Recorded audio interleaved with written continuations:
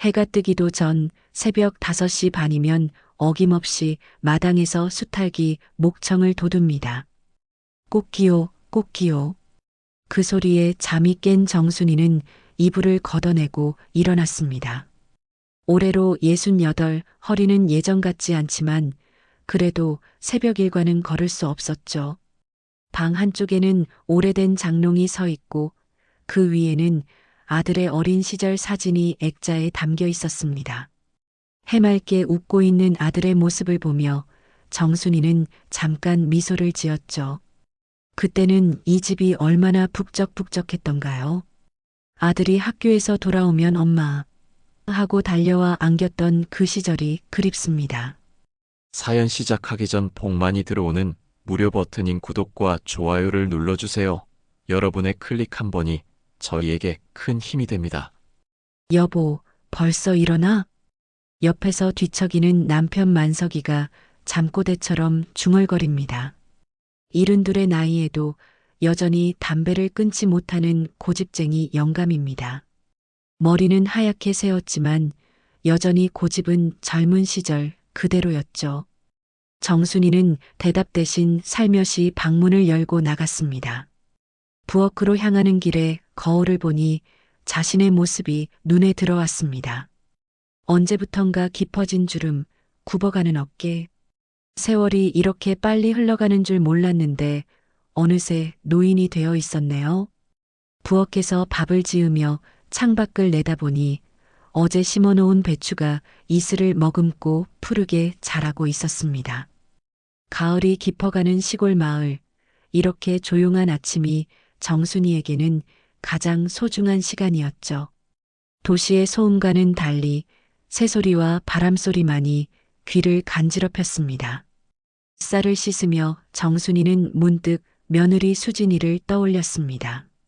처음 만났을 때를 생각해보니 벌써 10년이 흘렀네요. 그때 수진이는 정말 예뻤어요. 하얀 피부에 단정한 옷차림, 말씨도 점잖고 교양 있어 보였죠. 첫인상이 워낙 좋아서 정순이도 마음에 들어 했었습니다. 아이고, 이 허리야. 만석이가 방에서 나오며 허리를 주물렀습니다. 젊은 시절 농사일로 혹사시킨 몸이 이제는 말을 안 듣는 모양입니다. 무릎도 시리고 어깨도 결려서 매일 아침이 고역이었죠. 정순이는 남편을 위해 따뜻한 차 한 잔을 내어주었습니다. 여보, 오늘도 밭에 나가실 거예요? 안 나가면 뭘 해? 늙어서 놀고 있을 수도 없고. 만석이가 투덜거리며 대답했습니다. 사실 나이가 들어 몸이 예전 같지 않다는 걸 누구보다 본인이 잘 알고 있었어요. 하지만 평생 일해온 사람이 그냥 쉬고 있기는 어려운 법이죠. 나이 들어 뭘 이렇게 고생을 하냐? 언제까지 이렇게 살아야 하나 몰라. 만석이가 담배를 꺼내며 푸념했습니다. 매일 아침 반복되는 투정이었죠. 정순이는 더 이상 대꾸하지 않았습니다. 뭐라고 해봤자 달라지는 건 없으니까요. 오히려 괜히 대답했다가 하루 종일 기분만 상할 뿐이었어요. 그래도 우리 아들이 가끔 내려오잖아요. 며느리도 참 착하고. 정순이가 위로하듯 말했지만 사실 속마음은 복잡했습니다. 아들 부부가 내려오는 것도 1년에 서너 번 정도고 와서도 하루 이틀 있다가 금세 바쁘다며 올라가 버리거든요. 그나마도 명절이나 특별한 일이 있을 때뿐이었어요. 마당 한쪽에는 정순이가 정성스럽게 가꾼 텃밭이 있었습니다. 상추, 깻잎, 고추, 가지, 호박까지 모든 채소가 정순이의 손길을 받으며 자랐습니다. 아침 일찍 일어나 물을 주고 벌레를 잡아주고 때로는 혼잣말로 잘 자라라 하며 어르기도 했죠. 이 텃밭은 정순이의 자부심이었습니다. 농약 한 번 안 쓰고 키운 싱싱한 채소들이 식탁을 풍성하게 만들어 주었거든요. 특히 아들 부부가 내려왔을 때 어머니가 기르신 채소가 제일 맛있어요 라고 하면 정순이는 세상을 다 가진 기분이었어요. 어머님, 안녕하세요. 옆집 영희가 담장 너머로 인사했습니다. 정순이보다 5살 어린 동네 친구였죠. 이 동네에서 함께 자라고 함께 늙어가는 소중한 친구였어요. 영희야. 벌써 밭에 나가니? 네, 오늘 무 뽑아야 해서요. 김장철이 다가오니까 준비해야죠. 그런데 며느리 언제 또 내려와요? 영희의 질문에 정순이는 잠깐 멈칫했습니다. 며느리 수진이 얘기만 나오면 동네 사람들이 부러워하곤 했거든요. 그럴 때마다 정순이는 복잡한 기분이 들었어요. 글쎄요, 바쁘다고 하니까 언제 올지 모르겠어요. 저 집은 정말 며느리 복 있어요. 수진이가 올 때마다 얼마나 살뜰히 챙기는지 우리는 부러워서 어쩔 줄 모르겠어요. 예쁘기도 하고 말도 잘하고 게다가 시부모님한테 그렇게 잘하는 며느리가 어디 있어요? 영희의 말에 정순이는 억지로 웃었습니다. 동네 사람들 눈에는 분명 그렇게 보일 거예요. 수진이가 내려올 때마다 예쁘게 웃으며 이것저것 챙겨주는 모습을 보면 누가 봐도 효부처럼 보이니까요. 하지만 정순이만이 아는 게 있었습니다.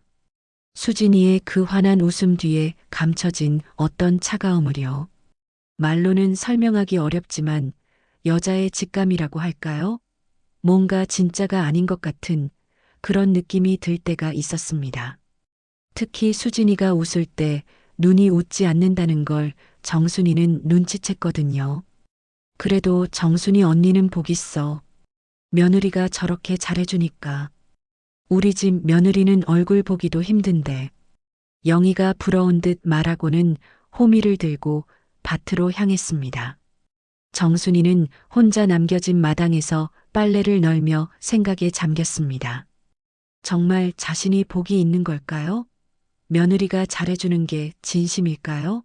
아니면 자신이 너무 의심이 많은 걸까요? 이런 생각들이 머릿속을 맴돌았습니다. 나이가 들면서 이상하게 감이 예민해진 것 같기도 하고요. 점심때가 되자 만석이가 밭에서 돌아왔습니다. 등이 굽은 채로 호미를 들고 얼굴에는 땀이 흘러내렸죠. 흙투성이가 된 바지를 털면서 집으로 들어왔어요. 오늘은 유난히 더워. 이 나이에 농사일이 쉽나. 그만하고 들어와요. 밥 차려놨어요. 정순이가 남편을 맞으며 말했습니다. 검은 콩밥에 된장찌개, 김치와 나물 몇 가지.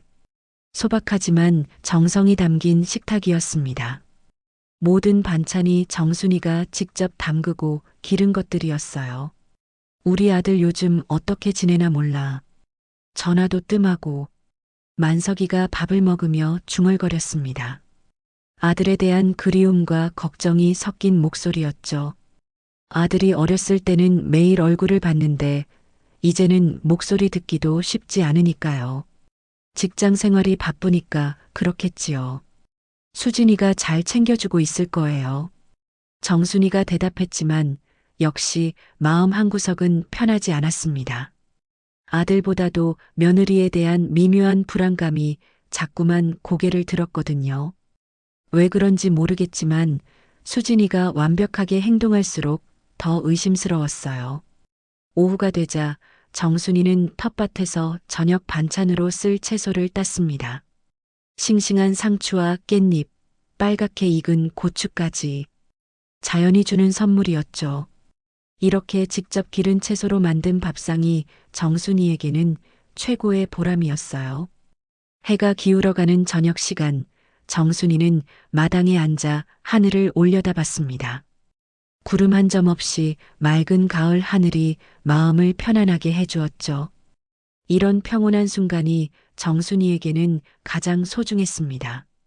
추석을 보름 앞둔 어느 저녁, 정순이가 저녁 설거지를 하고 있을 때 집 전화가 울렸습니다. 이 시간에 전화가 오는 일은 흔하지 않았죠. 정순이는 물기를 닦으며 급히 전화를 받았습니다. 여보세요? 어머니, 저예요. 수진이요. 며느리의 목소리였습니다. 평소보다 밝고 경쾌한 톤이었어요. 정순이는 순간 가슴이 두근거렸습니다. 혹시 무슨 좋은 소식이라도 있는 건가 싶어서요. 어머, 수진아. 무슨 일이니?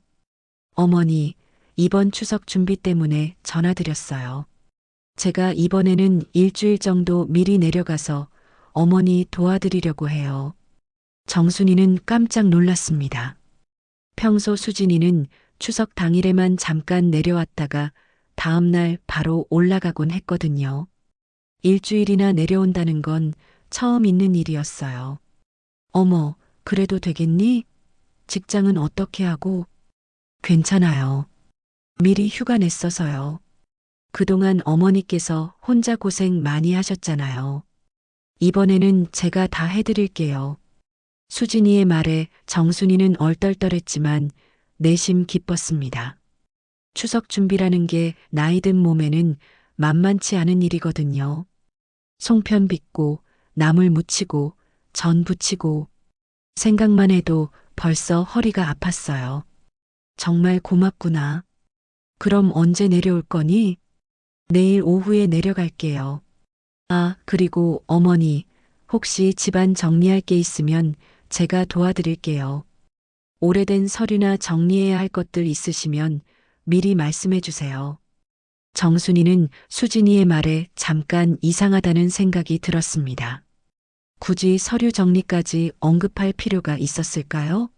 하지만 금세 그런 생각을 떨쳐냈어요. 며느리가 좋은 마음에서 하는 말일 테니까요. 그래, 알겠다. 조심해서 내려와라. 전화를 끊고 나서 정순이는 만석이에게 소식을 전했습니다. 만석이도 놀라며 기뻐했어요. 오, 그래. 수진이가 일주일이나 있는다고? 그거 참 고맙네. 그러게요. 추석 준비도 도와준다고 하니까 얼마나 든든한지 몰라요. 그날 밤 정순이는 설레는 마음으로 잠들었습니다. 오랜만에 며느리와 함께 보낼 시간이 기대됐거든요. 다음 날 오후 수진이가 큰 가방을 들고 나타났습니다. 35의 나이에도 여전히 예쁘고 세련된 모습이었어요. 깔끔한 원피스에 화장도 단정하게 해서 시골과는 어울리지 않는 도시 여자의 모습 그대로였죠. 어머니, 아버지, 안녕하세요. 수진이가 환하게 웃으며 인사했습니다.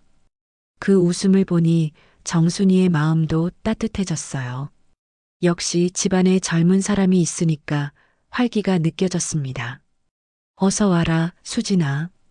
길이 막히지 않았니? 괜찮았어요. 평일이라 그런지 생각보다 빨리 왔네요. 수진이는 짐을 정리하자마자 부엌으로 향했습니다. 그리고는 냉장고며 찬장이며 이것저것 살펴보기 시작했어요. 어머니, 추석 준비 뭐부터 할까요? 제가 시장도 보고 음식도 미리 해놓을게요. 아이고, 고맙구나. 그럼 내일부터 차근차근 해보자. 하지만 수진이는 당장이라도 뭔가 하고 싶어 하는 눈치였어요. 부지런하다고 해야 할까요? 아니면 왠지 모르게 서둘러 하는 것 같다고 해야 할까요? 어머니, 혹시 집안에 오래된 서류들 어디에 보관하세요? 정리해 드릴게요. 수진이가 갑자기 물었습니다. 정순이는 순간 당황했어요. 왜 갑자기 서류 얘기를 하는 걸까요? 서류요? 별로 중요한 건 없는데 굳이 정리할 필요 있을까요? 그래도 한번 정리해 두시면 좋잖아요. 요즘 서류 관리가 중요하다고 하더라고요. 수진이가 계속 서류 얘기를 하니까 정순이는 점점 어색해졌습니다. 하지만 며느리가 좋은 뜻에서 하는 말이라고 생각하기로 했어요. 저녁 식사를 함께 하면서 수진이는 이것저것 물어봤습니다. 집수리는 언제 했는지, 농사는 어느 정도 짓는지, 마을 사람들과는 어떻게 지내는지, 평소보다 질문이 많았어요. 어머니, 이 집이 언제부터 우리 집이었어요? 글쎄, 내 시아버지가 젊었을 때 장만한 거니까. 벌써 40년도 넘었겠구나. 아, 그렇게 오래됐구나. 그럼 집 서류나 땅 문서 같은 것도 다 정리가 잘 되어 있겠네요? 또 서류 얘기였습니다. 정순이는 이상하다는 생각이 들기 시작했어요. 왜 자꾸 서류며 문서며 하는 얘기만 하는 걸까요? 뭐하러 그런 걸 알려고 하니? 별로 중요한 것도 아닌데. 아니에요. 그냥 궁금해서요. 요즘 부동산 가격도 많이 올랐다던데 혹시 이 동네도 개발 예정지는 아닌가 해서요. 수진이가 웃으며 대답했지만 정순이는 뭔가 석연치 않았습니다. 며느리가 왜 갑자기 부동산에 관심을 보이는 걸까요? 그날 밤 수진이는 부지런히 집안 곳곳을 둘러봤습니다. 찬장도 열어보고 서랍도 확인해보고 정리를 도와준다는 명목이었지만 정순이 눈에는 뭔가를 찾고 있는 것처럼 보였어요. 수진아, 너무 무리하지 마라. 내일부터 천천히 해도 돼. 괜찮아요, 어머니. 미리미리 해두는 게 좋잖아요. 수진이는 여전히 밝게 웃었지만 정순이는 그 웃음이 어딘지 어색하게 느껴졌습니다. 예전에는 못 느꼈던 건데 이번에는 왜 이렇게 신경이 쓰이는 걸까요? 다음 날 아침 수진이는 정말로 새벽부터 일어나 밥을 지었습니다. 정순이가 일어나 보니 이미 식탁에는 따끈한 밥과 찌개가 준비되어 있었어요. 어머, 수진아. 언제 일어나서 이 많은 걸 다 했니? 일찍 일어났어요. 어머니께서 매일 이렇게 고생하시는구나 싶어서요. 정순이는 고마우면서도 한편으로는 미안했습니다. 며느리가 시골에 와서 이렇게 고생하는 게 맞나 싶어서요. 하지만 수진이의 행동은 거기서 그치지 않았습니다. 밥을 먹은 후에도 계속 집안을 뒤지듯 정리했어요. 장롱 서랍을 열어보고 벽장도 확인해보고 수진아, 뭘 그렇게 찾니? 정순이가 물어보자 수진이는 순간 멈칫했습니다. 그리고는 다시 환하게 웃으며 대답했어요. 아, 혹시 정리할 게 있나 해서요. 오래된 옷이나 안 쓰는 물건들 말이에요. 그런데 수진이가 찾는 건 옷이나 물건이 아닌 것 같았어요. 뭔가 다른 걸 찾고 있는 눈치였거든요. 정순이는 점점 불안해지기 시작했습니다. 점심을 먹고 난 후 수진이는 갑자기 시아버지 만석이에게 물었습니다. 아버지, 혹시 집 관련 서류들 어디에 보관하세요? 한번 정리해 드릴게요. 만석이는 별 생각 없이 대답했어요. 그런 건 여보가 다 관리해. 나는 잘 몰라. 수진이의 시선이 정순이에게로 향했습니다. 그 순간 정순이는 섬뜩한 느낌을 받았어요. 며느리의 눈빛이 평소와 달랐거든요. 뭔가 간절함이 섞인 그런 눈빛이었습니다. 어머니, 정말 한 번만 보여주세요. 요즘 서류 관리가 얼마나 중요한지 몰라요. 정순이는 더 이상 피할 수 없다는 생각이 들었습니다. 하지만 왜인지 마음 한구석이 불편했어요. 그럴 리가 없지. 다 우리를 생각해서겠지 하고 스스로를 달랬지만 불안한 마음은 쉽게 가라앉지 않았습니다. 수진이가 시골에 온 지 사흘째, 정순이는 그동안 경험해보지 못한 편안함을 느끼고 있었습니다. 매일 새벽이면 수진이가 먼저 일어나 밥을 지어 놓았고 설거지며 청소며 모든 집안일을 도맡아 했거든요. 어머니, 오늘 약 드셨어요? 수진이가 시아버지 만석이에게 혈압약을 건네며 물었습니다. 심지어 시부모의 복용 중인 약까지 꼼꼼히 챙기는 모습이었어요. 정순이는 며느리의 이런 모습을 보며 감동했습니다.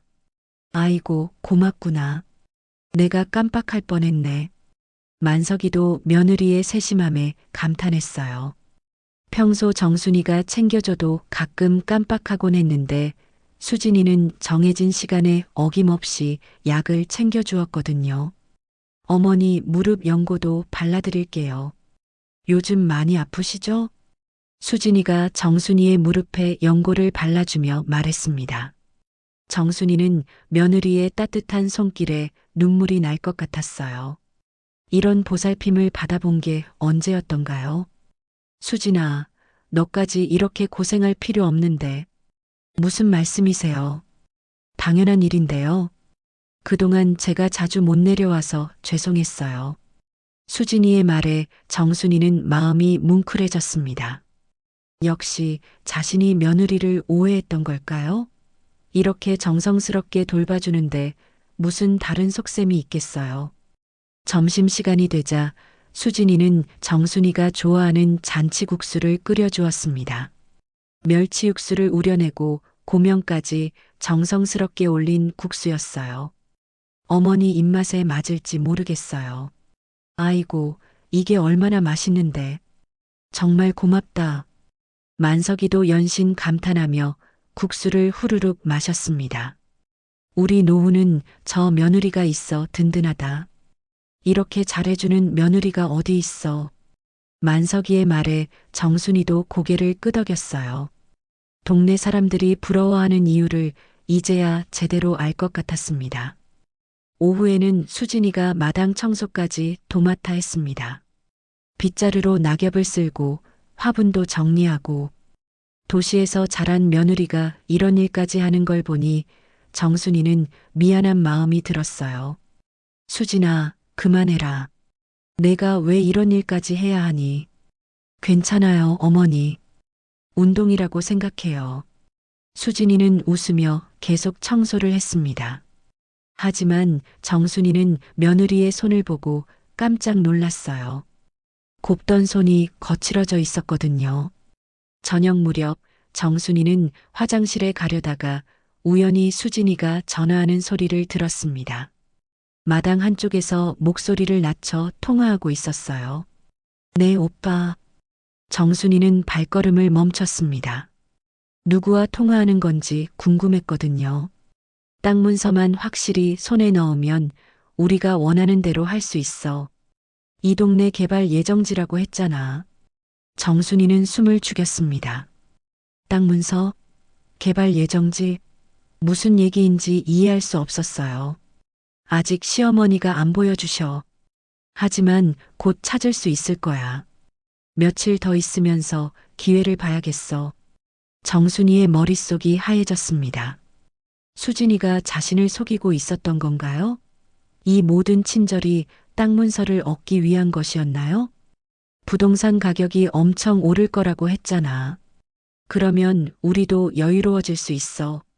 수진이의 목소리가 점점 작아졌습니다. 정순이는 더 이상 듣고 싶지 않아서 조용히 그 자리를 벗어났어요. 가슴이 두근두근 뛰고 다리에 힘이 빠졌습니다. 화장실에서 나온 정순이는 거울을 보며 자신을 달랬습니다. 내가 잘못 들었을 거야. 설마 수진이가 그럴 리가 없어. 하지만 마음 한구석에는 의심의 씨앗이 자라기 시작했어요. 그동안 느꼈던 미묘한 위화감들이 하나씩 떠올랐습니다. 저녁 식사 시간, 수진이는 여전히 밝은 표정으로 시부모를 챙겼습니다. 반찬을 덜어주고 물도 따라주고. 하지만 정순이에게는 그 모든 행동이 가짜처럼 보였어요. 어머니, 혹시 집 서류들 정리 언제 해드릴까요? 제가 시간 있을 때 해드리고 싶은데요. 또 서류 얘기였습니다. 정순이는 전화 내용을 들은 후라 더욱 민감하게 반응했어요. 굳이 그럴 필요 없어. 별로 중요한 것도 없고. 그래도 한 번은 정리해야죠. 요즘 서류 관리가 얼마나 중요한데요. 수진이가 계속 우기자 정순이는 짜증이 났습니다. 하지만 겉으로는 내색하지 않았어요. 나중에 생각해보마. 그날 밤 정순이는 잠이 오지 않았습니다. 수진이의 전화 내용이 계속 머릿속을 맴돌았거든요. 혹시 정말로 며느리가 자신들을 속이고 있는 건 아닐까요? 다음 날 아침 수진이는 또다시 일찍 일어나 아침 준비를 했습니다. 하지만 정순이 눈에는 그 모든 행동이 연기처럼 보였어요. 어머니, 오늘은 시장이라도 가실까요? 제가 모셔다 드릴게요. 괜찮다. 별로 살 것도 없어? 정순이의 냉담한 반응에 수진이는 잠깐 당황하는 기색을 보였습니다. 하지만 금세 다시 밝은 표정을 지었어요. 그럼 집 정리라도 더 해드릴게요. 어머니, 정말 서류함이라도 한번 보여주세요. 수진이가 또다시 서류 얘기를 꺼내자 정순이는 참을 수 없었습니다. 왜 자꾸 서류 얘기만 하니? 무슨 속셈이라도 있는 거야?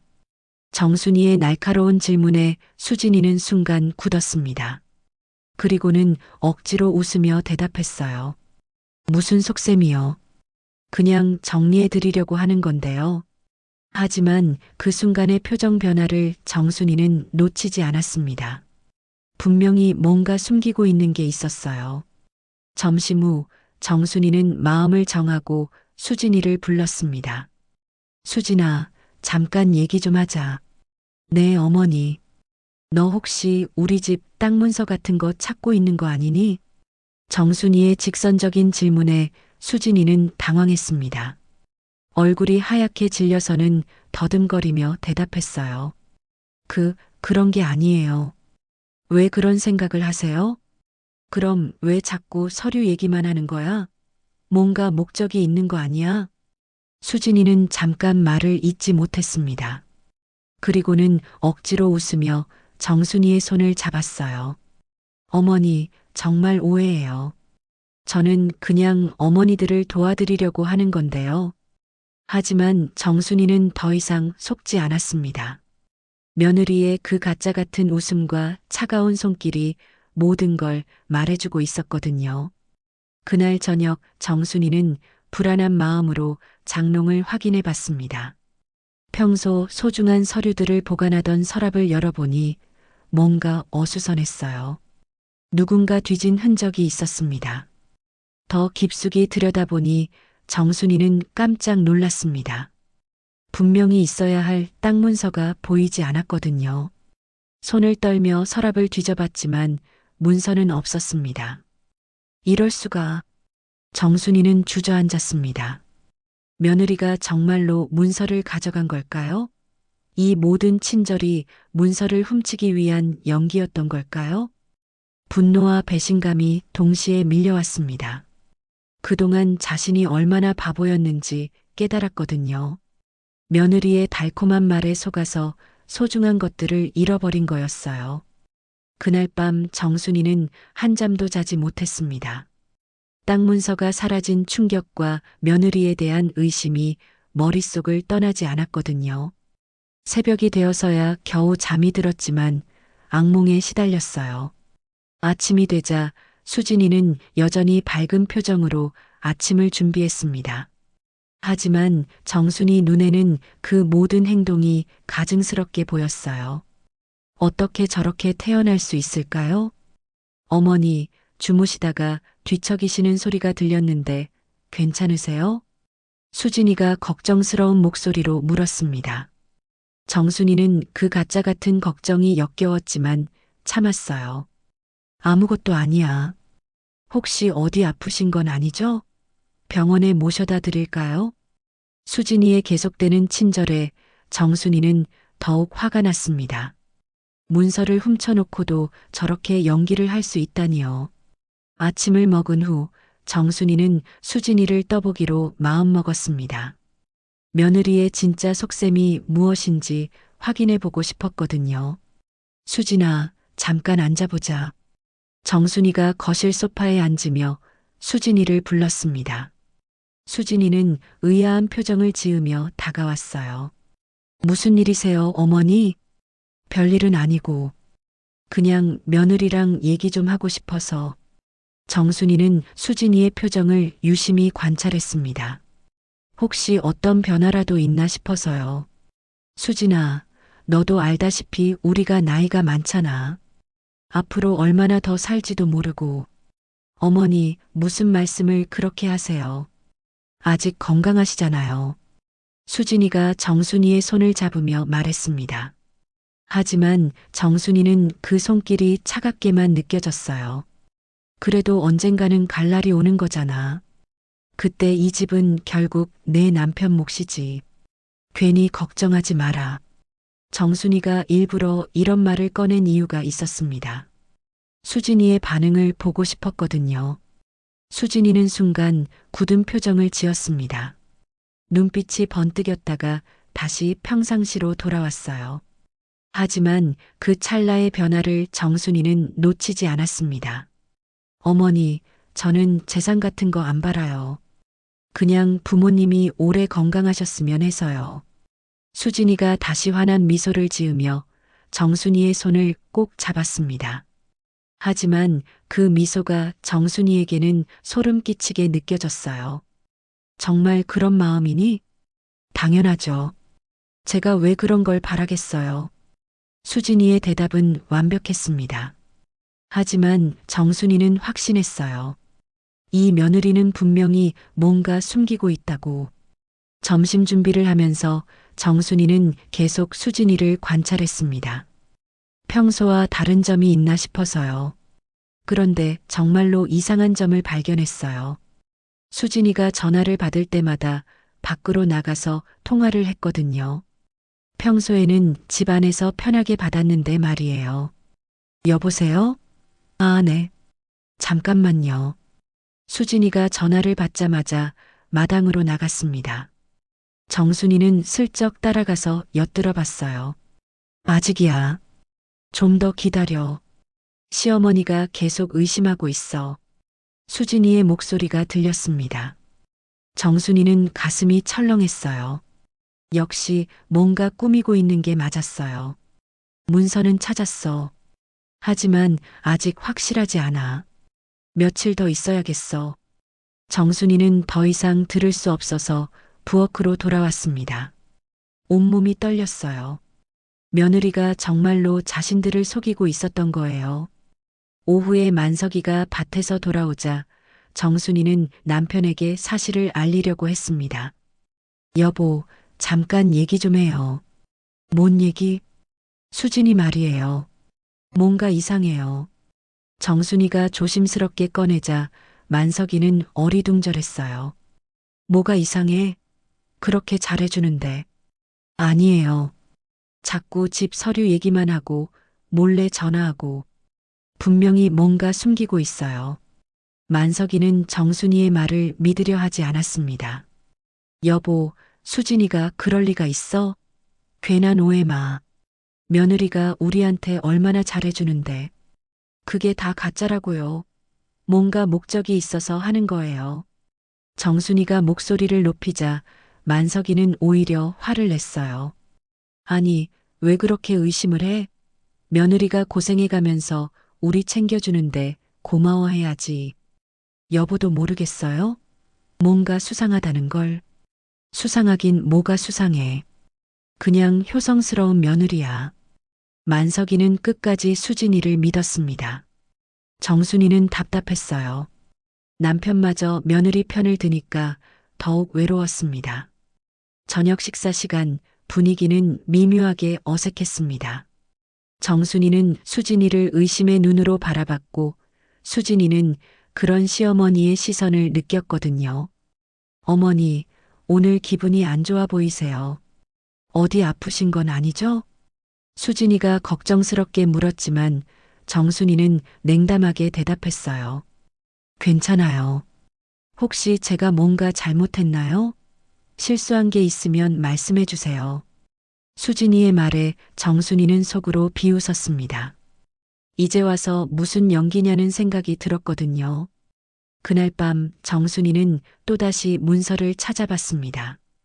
혹시 다른 곳에 둔 건 아닌지 구석구석 뒤져봤어요. 하지만 역시 없었습니다. 더 충격적인 건 다른 중요한 서류들도 없어졌다는 사실이었어요. 통장이며 도장이며 정순이가 소중히 보관하던 것들이 하나둘씩 사라져 있었습니다. 이런 도둑년이. 정순이는 분노로 몸이 떨렸습니다. 어떻게 며느리가 이런 짓을 할 수 있을까요?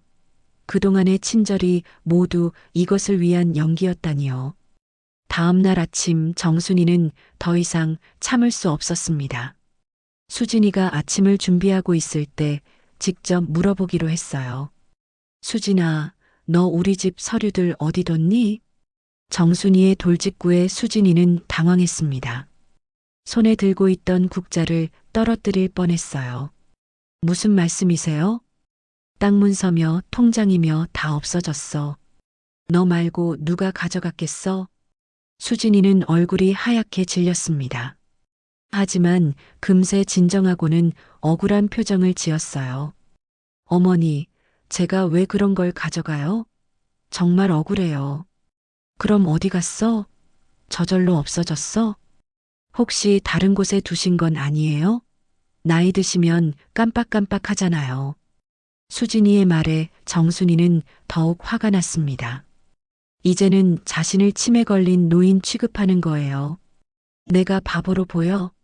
분명히 내가 가져간 거야. 정말 아니에요. 저는 그런 거 관심도 없어요. 두 사람의 목소리가 점점 높아졌습니다. 만석이가 소리를 듣고 나왔어요. 뭔 일이야? 여보, 수진이가 우리 서류들 다 가져갔어요. 어머니가 저를 도둑으로 몰고 있어요. 만석이는 어리둥절했습니다. 갑자기 무슨 일인지 이해할 수 없었거든요. 둘 다 진정해. 무슨 일인지 차근차근 얘기해봐. 하지만 정순이는 이미 화가 나서 참을 수 없었어요. 며느리의 가면이 벗겨진 지금 더 이상 참고 있을 이유가 없었습니다. 그날 오후 집안 분위기는 얼어붙었습니다. 정순이와 수진이 사이에 벌어진 일로 만석이는 어쩔 줄 몰라 했어요. 며느리는 억울하다며 눈물을 글썽였고 아내는 도둑년이라며 화를 냈으니까요. 여보, 정말 확실해? 수진이가 그런 짓을 했다는 게? 만석이가 정순이를 따로 불러내어 조심스럽게 물었습니다. 여전히 며느리를 의심하고 싶지 않은 마음이었어요. 확실하다니까요. 분명히 있던 게 없어졌는데 누가 가져갔겠어요? 그래도 수진이가 그럴 이유가 뭐가 있어? 우리한테 그렇게 잘해주는데. 만석이는 끝까지 며느리를 믿고 싶어 했습니다. 그동안 수진이가 보여준 헌신적인 모습이 눈에 밟혔거든요. 여보는 정말 모르겠어요? 다 연기였다고요. 정순이가 답답해하며 소리쳤지만 만석이는 여전히 고개를 저었어요. 남자들은 이런 미묘한 감정을 잘 모르는 모양이었습니다. 한편 수진이는 자신의 방에서 누군가와 다급하게 전화를 하고 있었어요. 오빠, 일이 꼬였어. 시어머니가 눈치챘어. 전화 너머로 남자 목소리가 들렸습니다. 뭐? 벌써? 아직 서류 다 못 찾았잖아. 그게 시어머니가 생각보다 예리해. 계속 의심하고 있었어. 그럼 어떻게 할 거야? 포기할 수는 없어. 이 기회를 놓치면 언제 또 이런 기회가 올지 몰라. 수진이는 잠깐 망설였습니다. 하지만 이미 시작한 일 되돌릴 수는 없었어요. 좀 더 버텨볼게. 아직 결정적인 증거는 없으니까. 그날 저녁 식사는 침묵 속에서 이루어졌습니다. 정순이는 수진이를 째려보았고 수진이는 억울한 표정을 지었어요. 만석이만 어색하게 밥을 먹었습니다. 아버지, 저 정말 억울해요. 제가 왜 그런 짓을 하겠어요? 수진이가 시아버지에게 호소했습니다. 눈물까지 글썽이며 연기했어요. 수진아, 진정해. 오해가 풀릴 거야. 만석이가 며느리를 달랬지만 정순이는 그런 남편이 답답했어요. 여보도 속는구나. 저 여우 같은 년한테. 여보, 그런 말 하지 마. 만석이가 아내를 제지했지만 정순이의 분노는 가라앉지 않았습니다. 그날 밤 정순이는 혼자 고민에 빠졌어요. 남편도 자신을 믿어주지 않고 며느리는 계속 연기를 하고 있었으니까요. 어떻게 해야 진실을 밝힐 수 있을까요? 다음 날 아침 정순이는 결심을 했습니다. 동네 사람들에게 물어보기로 한 거예요. 혹시 수진이에 대해 이상한 소문이라도 있나 싶어서요. 영희야, 잠깐 얘기 좀 하자. 정순이가 옆집 영희를 불렀습니다. 오랜 친구인 영희라면 뭔가 알고 있을지도 모르니까요. 왜 무슨 일이야? 우리 며느리 말이야. 혹시 이상한 소문 들은 거 없어? 영희는 갑작스러운 질문에 당황했어요. 무슨 소문? 수진이가? 왜? 그냥 뭔가 이상한 느낌이 들어서. 정순이가 조심스럽게 말하자 영희는 잠깐 생각하더니 입을 열었어요. 그러고 보니 어제 이상한 얘기를 들었어. 뭔 얘기?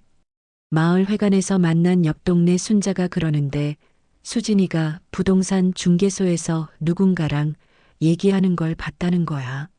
정순이는 가슴이 철렁했습니다. 부동산 중개소에서? 응. 이 동네 땅 가격에 대해 물어보고 있었다는데 뭔가 수상하다고 하더라고. 영희의 말에 정순이는 확신했어요. 역시 수진이가 뭔가 꾸미고 있었던 거예요. 그 얘기 확실해?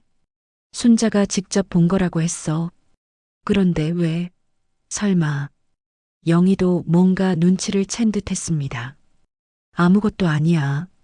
그냥 궁금해서. 정순이는 더 이상 말하지 않았어요. 하지만 마음속으로는 확신했습니다. 며느리가 정말로 자신들을 속이고 있다고. 집으로 돌아온 정순이는 더욱 충격적인 소식을 들었습니다. 만석이가 심각한 표정으로 기다리고 있었거든요. 여보, 큰일 났어. 무슨 일이에요? 방금 은행에서 전화 왔는데 우리 통장에서 큰 돈이 빠져나갔다는 거야. 정순이는 머리가 하얘졌습니다. 얼마나요? 2천만 원. 뭐라고요? 정순이는 주저앉을 뻔했어요. 그들이 평생 모은 돈의 대부분이었거든요. 누가 찾아갔대요? 그걸 확인해 봐야 한다는데. 여보, 설마 정말로 수진이가? 이제야 만석이도 며느리를 의심하기 시작했어요. 돈이 사라진 건 더 이상 무시할 수 없는 문제였거든요. 바로 그때 수진이가 집으로 들어왔습니다. 장을 보고 왔다며 밝게 웃고 있었어요. 어머니, 아버지, 맛있는 거 사왔어요. 하지만 부부의 표정이 심상치 않다는 걸 눈치챘는지 수진이의 얼굴도 굳어졌어요. 왜 그러세요? 무슨 일 있어요? 정순이가 다가가서 수진이를 똑바로 쳐다봤습니다. 수진아, 은행 갔다 왔지? 은행요? 언제요? 모르는 척하지 마. 우리 돈 가져간 거 다 알고 있어. 정순이가 소리치자 수진이는 당황했어요. 무슨 말씀이세요? 저는 은행 간 적 없는데요. 그럼 누가 우리 돈을 가져갔어? 2천만 원이 저절로 없어졌어? 수진이의 얼굴이 하얗게 질렸습니다. 하지만 여전히 모른다고 우겼어요. 정말 몰라요. 저는 그런 거 한 적 없어요. 그만 거짓말해. 내가 우리 도장이랑 통장 다 가져간 거 알고 있다고. 정순이가 화를 내자 수진이는 울음을 터뜨렸어요. 정말 억울해요. 저를 도둑으로 몰지 마세요. 하지만 이번에는 만석이도 며느리를 의심했습니다. 수진아, 정말 내가 한 거 아니야? 아버지까지 저를 의심하시는 거예요? 수진이가 서러워하며 울었지만 부부는 더 이상 속지 않았어요. 그때 정순이는 결정적인 증거를 제시했습니다. 너 어제 부동산 중개소 갔다 왔지? 동네 사람이 다 봤어. 수진이는 순간 말문이 막혔어요. 그 순간의 침묵이 모든 걸 말해주었습니다. 그건 뭐야? 변명해봐. 수진이는 더 이상 변명할 수 없었어요. 이미 들킨 거나 마찬가지였거든요. 어머니, 저는 아직도 거짓말할 거야? 정순이가 다그치자 수진이는 마침내 본색을 드러냈습니다. 네, 맞아요. 제가 했어요. 갑작스러운 자백에 부부는 충격을 받았어요. 어떻게 그럴 수가 있니? 만석이가 떨리는 목소리로 물었습니다. 미안해요. 하지만 저도 살아야 해요. 가난하게 늙고 싶지 않아요. 수진이의 차갑고 계산적인 말에 정순이는 온몸이 떨렸습니다. 그동안의 모든 친절이 거짓이었다는 걸 확인한 순간이었어요. 수진이의 충격적인 자백 후 집안은 정적에 휩싸였습니다. 정순이는 며느리의 차가운 말에 온몸이 떨렸고 만석이는 믿을 수 없다는 표정으로 수진이를 바라봤어요. 가난하게 늙고 싶지 않다고? 그게 우리 돈을 훔쳐갈 이유가 되니? 정순이가 떨리는 목소리로 물었습니다. 분노와 배신감이 뒤섞인 목소리였어요. 어머니는 모르실 거예요. 도시에서 사는 게 얼마나 힘든지. 집값은 계속 오르고 물가는 천정부지로 치솟고 젊을 때 준비 안 하면 나중에 거지 될 수밖에 없어요. 수진이가 자신을 변명하려 했지만 정순이는 듣고 싶지 않았어요. 그동안의 모든 친절이 거짓이었다는 사실이 너무 충격적이었거든요. 그래서 시부모 돈을 훔쳐도 된다는 거야? 우리가 평생 모은 돈을 훔친 게 아니에요. 어차피 나중에는 저희 몫이 될 거잖아요. 그냥 좀 일찍 가져간 것뿐이라고요. 수진이의 뻔뻔한 말에 만석이도 참을 수 없었습니다. 그동안 며느리라고 믿고 예뻐했던 마음이 산산조각 났거든요. 이런 모렴치한. 어떻게 그런 말을 할 수 있어? 우리가 죽기나 기다리는 거야? 아버지도 현실을 모르세요. 요즘 세상이 어떤 세상인데 손 놓고 있을 수 있어요? 기회가 왔을 때 잡아야 하는 거예요. 수진이는 전혀 잘못했다는 기색이 없었어요. 오히려 자신이 똑똑하고 현실적이라는 듯이 당당했습니다. 그 모습이 정순이에게는 더욱 끔찍하게 보였어요. 정순이는 더 이상 참을 수 없어서 수진이에게 다가갔습니다. 손이 벌벌 떨렸지만 화가 치밀어 올랐거든요. 당장 우리 돈 돌려놓고 이 집에서 나가. 한시라도 빨리. 그건 안 돼요. 이미 투자해버렸어요. 이 동네 개발 프로젝트예요. 뭐라고? 부동산에 투자했다고요. 이 동네가 곧 대규모로 개발된다는 확실한 정보를 얻었거든요. 몇 배는 불어날 거예요. 수진이의 말에 부부는 더욱 충격을 받았어요. 자신들의 허락도 없이 마음대로 투자해버렸다니요. 미쳤구나. 정말 미쳤어. 그게 내 돈이야? 정순이가 소리치며 주저앉았습니다. 충격이 너무 커서 다리에 힘이 빠졌거든요. 가슴이 답답하고 숨이 막혔어요. 여보, 괜찮아? 만석이가 급히 부인을 부축하며 걱정했어요. 정순이의 얼굴이 하얗게 질려 있었고 식은땀이 흘러내렸습니다. 어머니, 괜찮으세요? 너무 흥분하지 마세요. 수진이가 다가오려 하자 정순이는 손을 휘저으며 막았어요. 가까이 오지 마. 너 같은 년 보기도 싫어. 썩 꺼져. 정순이의 격한 반응에 수진이는 서운한 표정을 지었습니다. 마치 자신이 억울한 사람인 것처럼 행동했어요. 어머니가 너무하시네요. 저도 이 가족의 일원인데 왜 이렇게 대하세요? 다 가족을 위해서 한 일인데. 가족? 가족이 이런 짓을 해? 도둑질하고 사기치는 게 가족이 할 일이야? 정순이는 억울함과 분노로 눈물이 났어요. 그동안 얼마나 이 며느리를 믿고 의지했는데 이런 배신을 당하다니요. 세상에 이런 일이 있을 수 있나 싶었어요. 그날 저녁부터 정순이는 충격으로 밥도 먹지 못하고 방에 누워 있었습니다. 온몸이 아프고 머리가 지끈거렸어요. 혈압이 올라서 어지럽기까지 했습니다. 스트레스로 인한 것이었어요.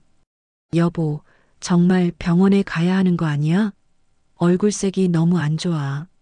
만석이가 걱정스럽게 물었지만 정순이는 대답할 힘도 없었어요. 몸보다 마음이 더 아팠거든요. 며칠 동안 정순이는 알아누웠습니다. 밥맛도 없고 잠도 제대로 오지 않았어요. 자다가도 수진이 생각에 깜짝깜짝 놀라서 잠을 깼습니다. 어떻게 사람이 저렇게 뻔뻔할 수 있는지 도저히 이해할 수 없었어요. 이럴 줄 알았으면 처음부터 의심했을 것을. 정순이가 혼자 중얼거렸어요. 자신의 어리석음이 원망스러웠습니다. 왜 그 미묘한 위화감을 무시했을까요? 왜 더 일찍 눈치채지 못했을까요? 병상에서 며칠을 보내며 정순이는 많은 생각을 했어요. 그동안의 삶, 가족에 대한 것들, 그리고 앞으로 어떻게 살아야 할지에 대해서요. 나이 들어 이런 일을 당하다니 정말 기가 막혔어요. 문득 오래된 기억이 떠올랐습니다. 남편과 함께 젊은 날 아무것도 없이 서로 의지하며 농사짓던 시절 말이에요. 지금으로부터 40년도 더 전 일이었죠. 그때는 정말 가난했어요. 하루 세끼 제대로 못 먹는 날도 있었고 입을 옷도 변변치 않았죠. 겨울에는 추워서 떨고 여름에는 더워서 고생했어요.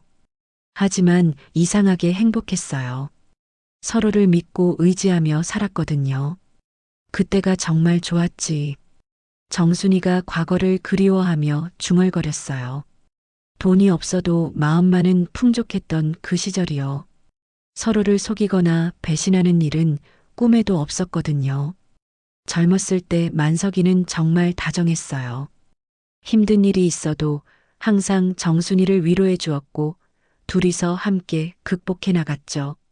아들이 태어났을 때의 기쁨도 생생히 기억났어요. 그때는 세상을 다 가진 기분이었는데요. 우리 아들아. 정순이는 아들 생각에 눈물이 났어요. 어린 시절 그렇게 예쁘던 아들이 이런 여자와 결혼해서 이런 일을 당하게 되다니요. 아들도 며느리에게 속고 있는 건 아닐까요? 아들이 어렸을 때는 정말 엄마만 따랐어요. 학교에서 돌아오면 제일 먼저 엄마를 찾았고 무슨 일이 있어도 엄마에게 달려왔죠. 엄마, 엄마 하며 치마폭에 매달리던 그 모습이 아직도 눈에 선해요. 그런 아들이 언제부턴가 멀어진 것 같았어요. 결혼하고 나서는 더욱 소원해졌고요. 며느리가 그 사이를 방해한 건 아닐까 하는 생각도 들었어요. 내가 뭔가 잘못했나? 정순이는 자책했어요. 혹시 자신이 아들을 잘못 키운 건 아닌지, 며느리를 제대로 못 가려낸 건 아닌지 생각했거든요. 시어머니로서 더 엄하게 했어야 했나 싶기도 하고요. 하지만 곰곰 생각해보니 꼭 그런 것만은 아니었어요. 수진이가 너무 교묘하게 속였거든요. 누가 봐도 완벽한 며느리처럼 행동했으니까요. 연기를 정말 잘했어요. 재산이 무슨 소용이야. 정순이가 깊은 한숨을 쉬었어요. 그동안 열심히 모은 돈이 한순간에 사라져버렸지만 이제 와서 생각해보니 그게 그렇게 중요하지 않다는 생각이 들었어요. 돈이 있어봤자 이런 식으로 빼앗길 수도 있고 돈 때문에 가족이 원수가 될 수도 있잖아요. 수진이를 보니까 돈에 눈이 먼 사람이 얼마나 무서운지 알 것 같았어요. 결국 지켜야 할 건 사람이지. 정순이는 중요한 깨달음을 얻었습니다. 돈이나 재산보다 더 소중한 건 사람과 사람 사이의 신뢰였어요. 그걸 지키지 못한 수진이가 불쌍하다는 생각마저 들었습니다. 돈은 잃어도 또 벌 수 있지만 한 번 잃은 신뢰는 되돌릴 수 없으니까요. 며칠 후 정순이는 조금씩 기운을 차렸어요. 병상에서 많은 생각을 하며 마음의 정리가 되었거든요. 이제는 울분보다는 앞으로 어떻게 해야 할지에 대한 생각이 많아졌어요. 여보, 좀 어때? 얼굴색이 조금 나아진 것 같은데. 만석이가 걱정스럽게 물었습니다. 며칠 동안 아내가 아프니까 밥도 제대로 못 먹고 지냈거든요. 괜찮아요. 이제 좀 정신이 든 것 같아요. 그래, 다행이네. 정말 많이 걱정했어. 너까지 쓰러지면 난 어떻게 살아. 만석이도 아내가 아프니까 얼마나 불안했는지 몰라요. 나이 들어서 배우자를 잃는다는 건 상상할 수도 없는 일이었거든요. 여보, 우리 이제 어떻게 할까요? 돈도 없어지고 수진이와도 이렇게 됐는데. 정순이가 현실적인 문제를 꺼냈습니다. 감정적으로는 정리가 됐지만 실제 상황은 심각했거든요. 글쎄, 일단 아들부터 불러야겠어. 이런 일을 아들이 모르고 있을 수는 없잖아. 그럴까요? 하지만 아들이 과연 우리 편을 들까요? 혹시 아내 편을 들면 어떻게 해요? 정순이는 불안했어요. 혹시 아들마저 며느리 편을 든다면 정말 외로워질 테니까요. 그래도 말은 해봐야지. 우리 아들이 그렇게 몰인정하지는 않을 거야. 만석이가 옳은 말을 했어요. 더 이상 이 문제를 숨기고 있을 수는 없었거든요. 그날 저녁 정순이는 눈물을 훔치며 다짐했습니다. 며느리의 두 얼굴에 더 이상 휘둘리지 않겠다고, 이제는 정말 스스로 집안을 지켜야 한다고요. 정순이가 기운을 차린 지 이틀 후, 만석이는 마침내 아들에게 전화를 걸었습니다. 더 이상 이 문제를 미룰 수 없다고 생각했거든요. 여보세요, 아들아? 네, 아버지. 무슨 일이세요? 집에 좀 내려와야겠다. 중요한 얘기가 있어. 전화 너머로 아들의 당황하는 목소리가 들렸어요. 갑자기요? 무슨 일인데 그래요? 혹시 어머니 몸이 안 좋으신가요? 그냥 와서 얘기하자. 전화로는 힘들어. 만석이의 심각한 톤에 아들도 뭔가 중대한 일이 있다는 걸 눈치챘나 봅니다. 알겠습니다. 내일 아침에 내려갈게요. 전화를 끊고 나서 만석이는 정순이에게 말했어요. 내일 아들이 내려온다. 그때 다 얘기하자. 정말 잘 될까요? 아들이 우리 말을 믿을까요? 정순이는 여전히 불안했어요. 혹시 아들이 아내를 감싸고 부모를 의심한다면 어떻게 할지 모르겠더라고요. 한편 수진이는 시부모가 아들을 부른다는 소식을 듣고 불안해하기 시작했어요. 분명히 자신에 대한 얘기를 할 텐데 어떻게 대처해야 할지 고민이었거든요. 그날 밤 수진이는 또다시 누군가와 급하게 전화를 했습니다. 오빠, 큰일 났어. 남편이 내일 내려온대. 뭐, 벌써? 시부모가 뭔가 말한 거 아니야? 그런 것 같아. 어떻게 하지? 일단 잡았대. 절대 인정하지 마. 증거가 확실하지 않으면 어떻게든 빠져나갈 수 있어. 하지만 이미 자백했는데. 그건 화가 나서 한 말이라고 해. 시부모가 너무 몰아붙여서 억울해서 그런 말을 했다고 하면 돼. 수진이는 전화를 끊고 나서 밤새 변명거리를 생각했어요. 어떻게든 이 상황을 모면해야 했거든요. 다음 날 아침 일찍 아들 현우가 집에 도착했습니다.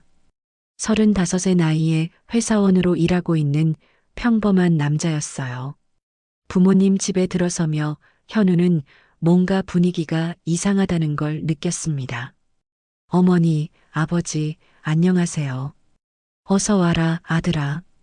정순이가 반갑게 맞았지만 표정이 어둡다는 걸 현우는 눈치챘어요. 수진이는 어디 있어요? 방에 있어. 나중에 보고. 일단 앉아라. 만석이가 아들을 거실로 이끌었습니다. 현우는 부모님의 심각한 표정을 보며 불안해졌어요. 무슨 일이에요? 설마 어머니 몸이 많이 안 좋으신 건가요? 아들아, 내 아내 얘기를 해야겠다. 만석이가 조심스럽게 말문을 열었습니다. 현우는 깜짝 놀랐어요. 수진이요? 수진이가 뭘 했는데요? 정순이가 지난 며칠간 일어난 일들을 차근차근 설명하기 시작했습니다.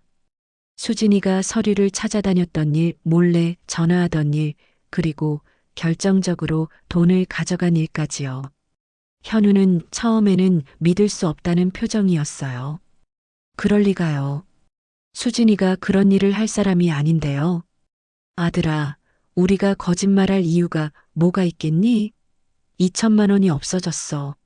만석이가 통장을 보여주자 현우는 충격을 받았어요. 정말로 큰 돈이 빠져나가 있었거든요. 이게 정말이에요? 수진이가 자기가 했다고 실토까지 했어.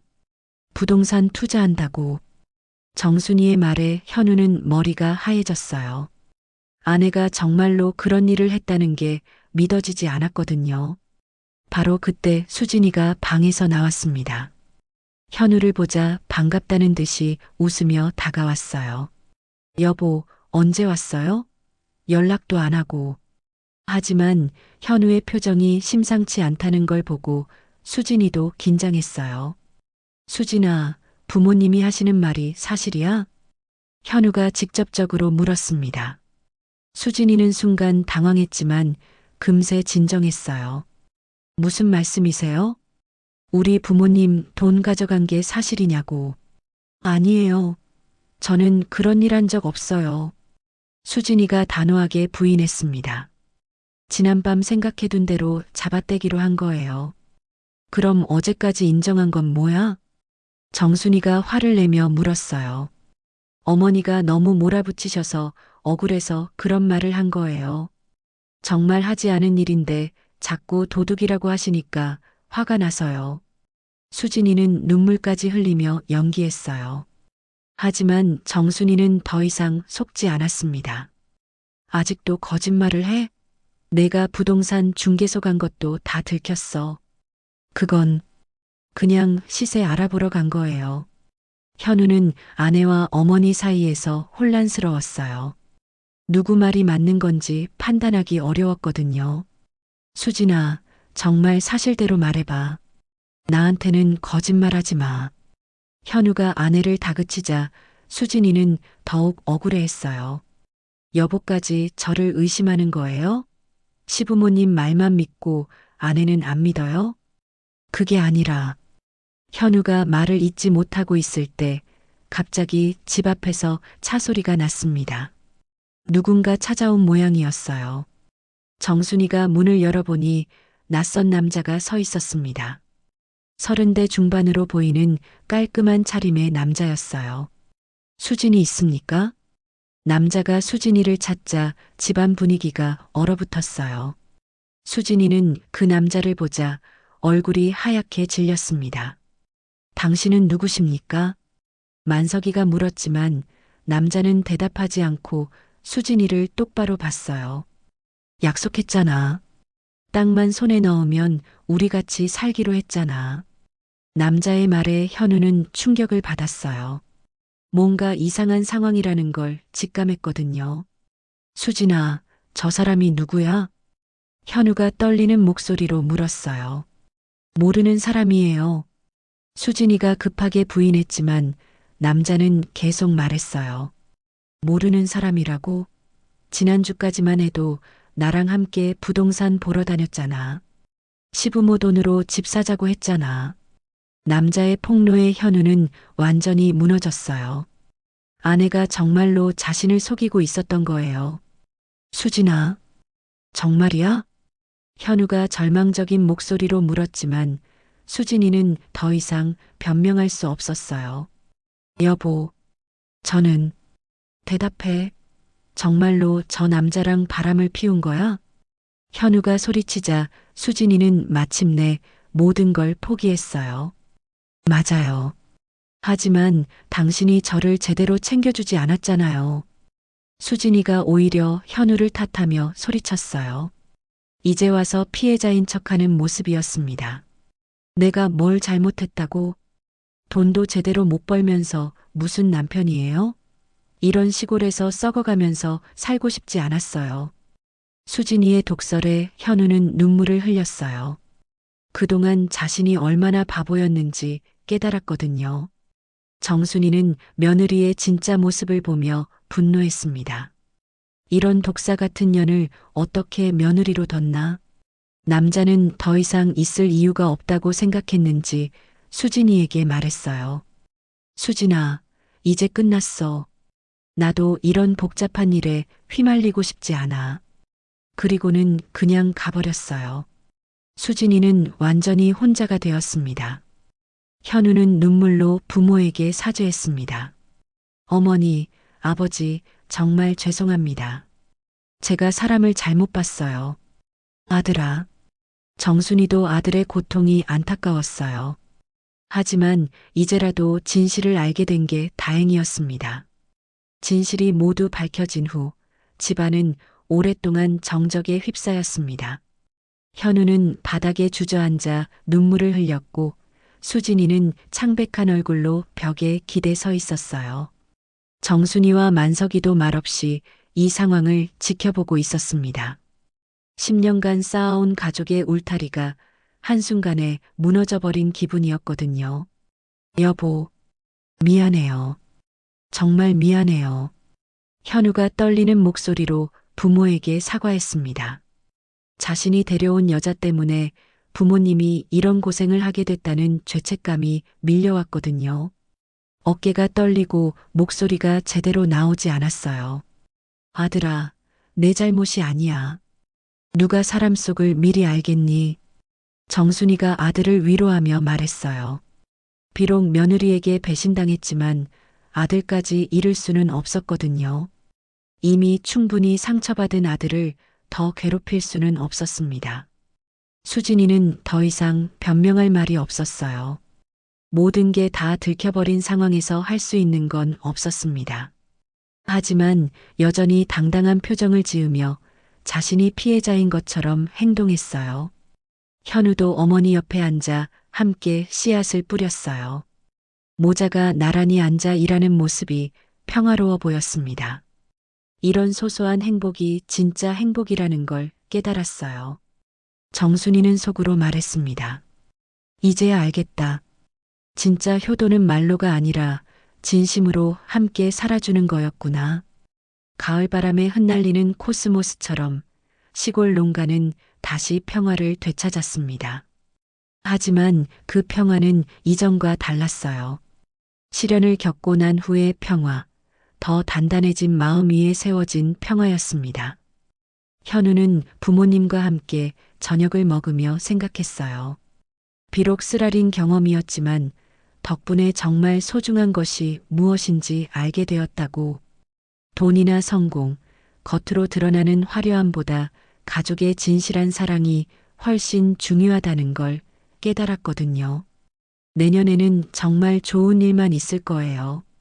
현우가 부모님께 말했어요. 그럼 우리 가족이 함께 있는데 무슨 걱정이 있겠니? 정순이가 환하게 웃으며 대답했습니다. 이제는 진짜 행복이 무엇인지 알 것 같았거든요. 복잡하고 화려한 것보다 단순하고 진실한 것이 더 소중하다는 걸 배웠어요. 밤하늘에는 별들이 반짝이고 있었어요. 고요한 시골 마을, 따뜻한 가족의 사랑으로 채워진 작은 집에서 새로운 희망이 자라나고 있었습니다. 수진이라는 폭풍이 지나간 자리에 더욱 단단한 가족애가 뿌리내리고 있었어요.